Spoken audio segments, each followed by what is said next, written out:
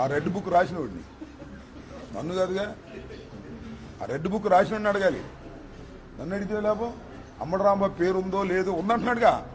ఏమన్నాడు? ఇంకా పేర్లు ఉన్నాయి అంటున్నాడు ఆ రెడ్ బుక్ రాసిన పెద్ద మనిషి.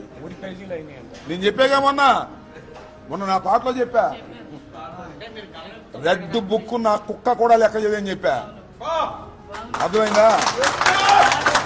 రెడ్ బుక్లకు భయపడేవాళ్ళమా మేము?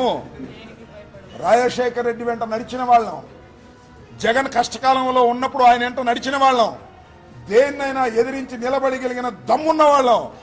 మీ రెడ్ బుక్కులకి ఈ పిచ్చి బుక్కులకి భయపడేటటువంటి పిరికి బంధనం కాదని కూడా ఈ సందర్భంగా నేను చెప్పదలుచుకున్నా. లోకేష్ అతనికి ఏం తెలుసు?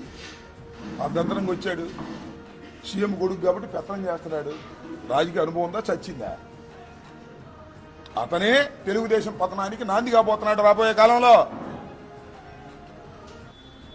అది రెడ్ బుక్కి మా కుక్కలు కూడా భయపడవు. మళ్ళా చెప్తున్నా, నా పేరుందో లేదో చెప్పాల్సింది రెడ్ బుక్ రాసిన మొనగాడు చెప్పాలి.